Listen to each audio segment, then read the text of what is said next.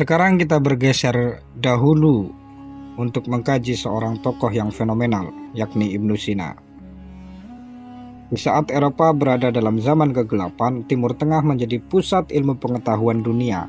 Di tengah gemerlapnya kota Bukhara, seorang pemuda jenius lahir, dialah Ibnu Sina, seorang ilmuwan, filsuf, dokter, dan polimatik yang karyanya menggetarkan dunia sains hingga hari ini. Ibnu Sina, nama aslinya adalah Abu Ali Al-Husain bin Abdullah bin Sina. Lahir pada 980 Masehi di Afsanah, daerah dekat Bukhara, sekarang menjadi wilayah Uzbekistan, dan meninggal pada bulan Juni 1037 Masehi di Hamadan, Persia, sekarang menjadi Iran. Pada masa itu, Kesultanan Samaniyah atau Kekaisaran Samanid di Bukhara sedang diguncang konflik internal. Setelah sebelumnya menjadi salah satu sentral kebudayaan menyaingi Baghdad. Ayahnya berasal dari Balkh, sedangkan ibunya berasal dari desa setempat di sekitar Bukhara. Ayahnya adalah Abdullah, seorang cendekiawan dan pejabat pemerintahan yang selalu memastikan bahwa Ibnu Sina mendapat pendidikan yang terbaik. Di usia 10 tahun, Ibnu Sina telah menghafal Al-Quran dan mempelajari matematika, astronomi, dan logika. Tidak lama kemudian, ia beralih ke bidang yang akan mengubah sejarah, kedokteran. Pada usia 16 tahun, Ibnu Sina mulai menguasai ilmu kedokteran, dan pada usia 18 tahun, ia sudah menjadi dokter yang dicari oleh banyak orang. Sejarah tidak banyak menyebutkan guru-guru Ibnu Sina, tapi coba kita urai guru-guru dari Ibnu Sina. Salah satu gurunya Ismail Az-Zahid, seorang sufi dan ulama madhab Hanafi yang terkenal di Bukhara untuk belajar fikih dan jurisprudensi, hingga mahir untuk melakukan pembelaan hukum sesuai kebiasaan zaman itu. Tidak lama dari itu, setelah pendidikan agamanya dirasa cukup, seorang filsuf bernama Abu Abdullah An-Natili datang ke Bukhara dan tinggal di rumah keluarga Ibnu Sina atas undangan ayahnya. Dengan imbalan mengajar filsafat kepada Ibnu Sina, darinya Ibnu Sina mulai belajar Isagog karya Porfirios, yang merupakan standar pengajaran filsafat sebelum masuk ke logika Aristoteles. Setelah itu Ibnu Sina mempelajari logika, ilmu mantik dari Organon karya Aristoteles. Namun An-Natili hanya memberikan pengantar dan Ibnu Sina harus mempelajarinya sendiri. Demikian pula saat mempelajari Stoikeia karya Euclid dan Almages karya Ptolemeus. An-Natili hanya mengajarnya bab-bab awal dan sisanya dipelajari seorang diri. Ketertarikan Ibnu Sina dalam dunia kedokteran yang pada akhirnya menelurkan karya besar Ibnu Sina, yakni Al-Qanun fit Tibb atau The Canon of Medicine. Buku ini menjadi ensiklopedia medis yang sangat komprehensif, menggabungkan pengetahuan Yunani kuno, Romawi, India, dan penemuan-penemuan Ibnu Sina sendiri. The Canon terdiri dari 5 pembahasan dan mencakup berbagai aspek medis dari anatomi hingga farmakologi. Pembahasan pertama mengenai teori dasar ilmu kedokteran, anatomi, dan kesehatan tubuh. Dalam pembahasan pertama ini, Ibnu Sina pun menyatakan, ilmu kedokteran adalah ilmu yang diidentifikasi dengannya kondisi tubuh manusia dari segi sehat atau sakit. Ilmu kedokteran berfungsi untuk menjaga kesehatan, yakni lewat tibbul wiqai, preventive medicine, serta mengembalikan kesehatan, yaitu tibbul ilaji, therapeutic medicine. Sedangkan pembahasan yang kedua, lebih dari 760 obat dari tumbuhan, hewan, dan mineral, atau bisa dikatakan sebagai katalog obat. Pembahasan ketiga yakni penyakit yang mempengaruhi seluruh tubuh dan metode diagnosis. Pembahasan keempat tentang penyakit lokal yang menyerang organ tertentu. Pembahasan kelima ialah obat-obatan yang menggabungkan berbagai bahan. Salah satu pencapaian Ibnu Sina yang luar biasa adalah pengenalan konsep percobaan klinis, metode ilmiah atau memastikan efektivitas obat. Ia juga menyadari adanya hubungan antara emosi dan kesehatan fisik, sebuah gagasan yang mendahului psikologi modern. Tidak hanya dalam dunia kedokteran. Selain kedokteran, Ibnu Sina juga menulis karya monumental dalam filsafat, Kitabus Shifa, The Book of Healing. Karya ini terdiri dari 4 bagian besar yang membahas logika, fisika, matematika, dan metafisika. Dalam karya ini, ia mencoba untuk menyatukan filsafat Aristoteles dengan ajaran Islam, terutama dengan fokus pada hubungan antara jiwa dan tubuh. Dalam wacana logika, Ibnu Sina mengembangkan teori penalaran deduktif yang menjadi dasar bagi metode ilmiah modern.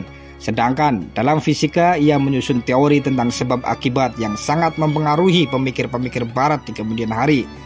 Sedangkan dalam metafisika, gagasannya tentang keberadaan atau being dan hubungan antara Tuhan dan makhluk ciptaan membawa Ibnu Sina ke puncak filsafat Islam.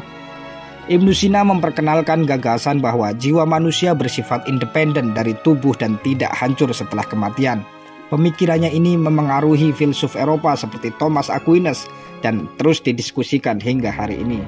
Dalam hal ini kita akan sedikit banyak membedah teori-teori filsafat Ibnu Sina dengan penjelasan yang tidak panjang lebar dan saya berharap semoga bisa dipahami. Yang pertama ialah konsep wajibul wujud atau eksistensi yang niscaya. Ibnu Sina mengembangkan teori tentang eksistensi yang dikenal dengan istilah wajibul wujud atau eksistensi yang niscaya.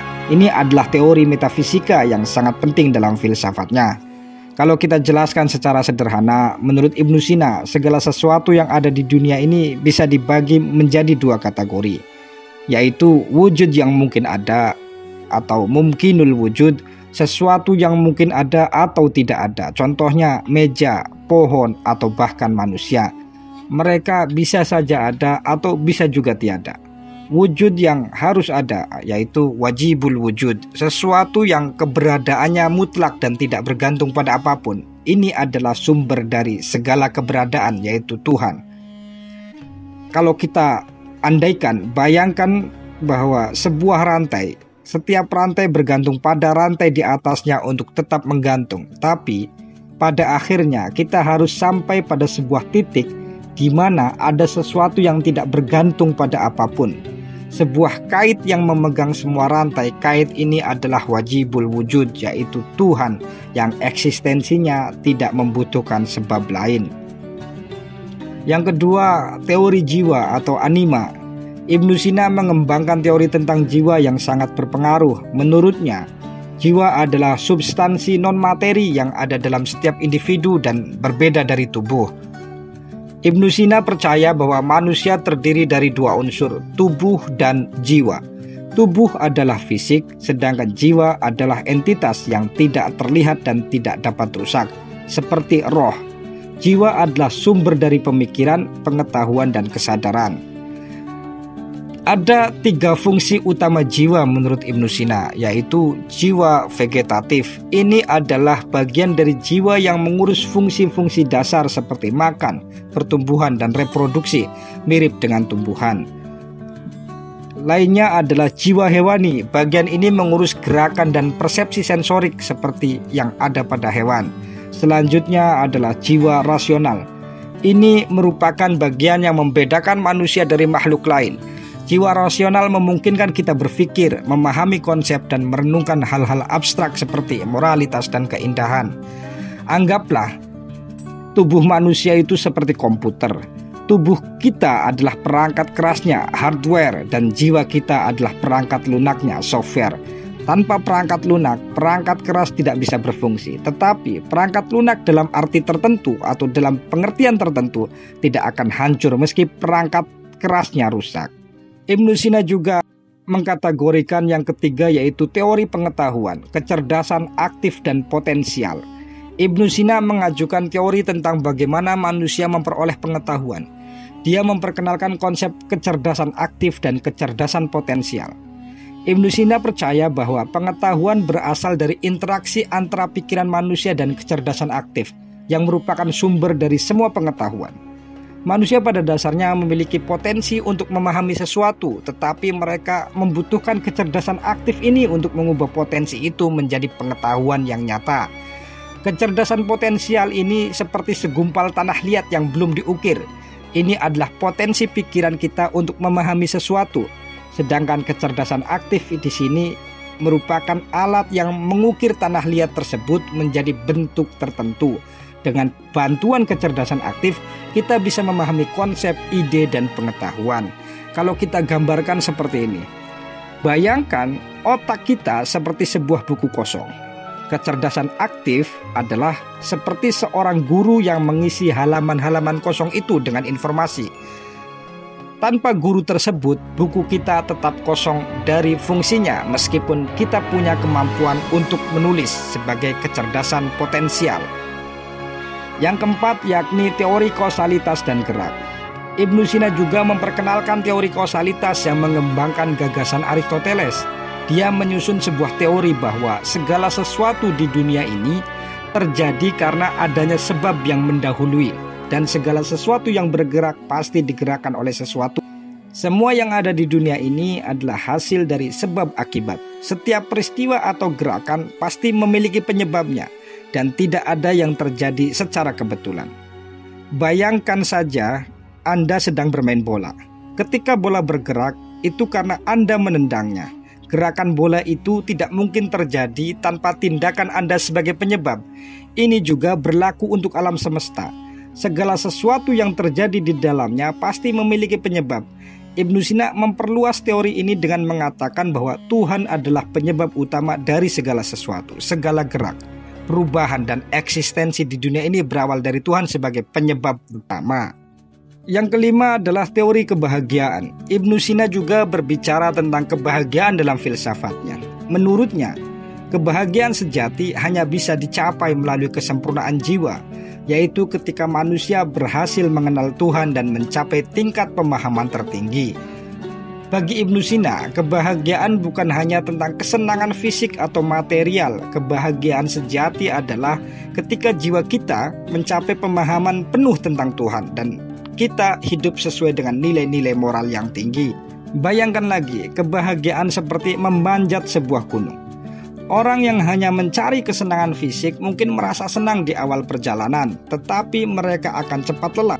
Sedangkan orang yang mendaki gunung dengan tujuan mulia, dengan tujuan kebahagiaan jiwa, kebahagiaan pikiran untuk melihat pemandangan yang indah dari puncaknya, akan mendapatkan kepuasan yang jauh lebih dalam ketika mereka akhirnya mencapai puncak. Artinya apa? Dari semua itu, pemikiran Ibnu Sina yang kompleks telah mempengaruhi filsafat dunia selama berabad-abad. Melalui teorinya tentang eksistensi, jiwa, pengetahuan, sebab akibat, dan kebahagiaan, Ibnu Sina menyajikan pandangan dunia yang menyatukan sains, logika, dan spiritualitas. Tidak hanya kedokteran dan filsafat, Ibnu Sina juga membuat terobosan di bidang matematika, astronomi, kimia, dan optik. Ia menyempurnakan teori tentang kelengkungan cahaya yang menjadi dasar perkembangan ilmu optik di kemudian hari. Di bidang kimia, Ibnu Sina adalah salah satu yang pertama kali menolak gagasan kuno tentang transmutasi logam. Dengan berbagai macam pemikirannya, kesukaannya, disiplinnya, polimetiknya, Ibnu Sina meninggalkan warisan yang abadi. Karya Ibnu Sina diterjemahkan ke dalam bahasa Latin dan digunakan sebagai referensi utama di universitas-universitas Eropa hingga abad ke-17. The Canon of Medicine adalah buku medis standar di universitas seperti University of Bologna. Selama lebih dari 1000 tahun, nama Ibnu Sina tetap hidup dalam sejarah. Ilmuwan yang menguasai banyak disiplin ilmu, yang membuka jalan bagi kemajuan kedokteran dan filsafat. Karyanya menjadi bukti nyata bahwa ilmu dan kebijaksanaan bisa berjalan beriringan. Dialah Ibnu Sina, sang polimatik. Demikianlah jalan singkat, jalan pikiran dari apa yang ada dalam Ibnu Sina. Terima kasih sudah menonton. Sampai jumpa di lingkar jejak selanjutnya.